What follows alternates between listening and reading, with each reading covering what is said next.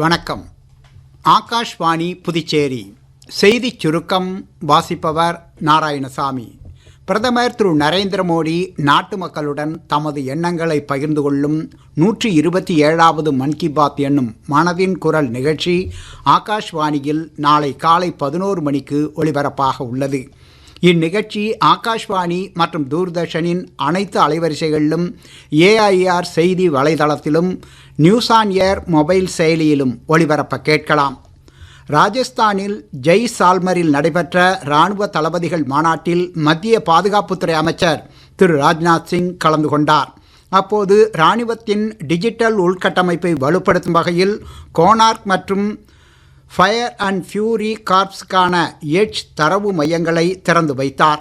மேலும் நவீனமயமாக்கப்பட்ட உபகரண உதவி மைய போர்ட்டலையும் அவர் தொடக்கி வைத்தார். விமான போக்குவரத்து துறை தொடர்ந்து வளர்ச்சியடைந்து வருவதாகவும், அதிக அளவில் மக்கள் விமானத்தில் பாதுகாப்பு மற்றும் வசதிகளுடன் பயணிப்பதை உறுதி செய்ய அமைச்சகம் முயற்சிகள் மேற்கொண்டு வருவதாக மத்திய சிவில் விமான போக்குவரத்து அமைச்சர் திரு ராம்மோகன் நாயுடு தெரிவித்தார்.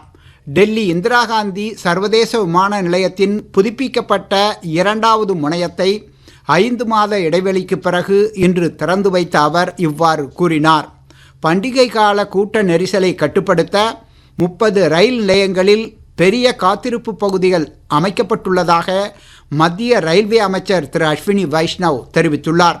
புதுடில்லியில் செய்தியாளர்களை சந்தித்த அவர், பண்டிகை காலங்களில் இதுவரை சுமார் 1.5 கோடி பயணிகள் ரயில்களில் பயணம் செய்துள்ளதாகவும், பண்டிகை காலம் முடியும் போது இந்த எண்ணிக்கை 2.5 கோடியாக இருக்கும் என்றும் கூறினார். தென்கிழக்கு வங்கக்கடலில் உருவான காற்றழுத்த தாழ்வு மண்டலம் சென்னைக்கு கிழக்கு தென்கிழக்கில் 950 கிலோமீட்டர் தொலைவில் மையம் கொண்டுள்ளது.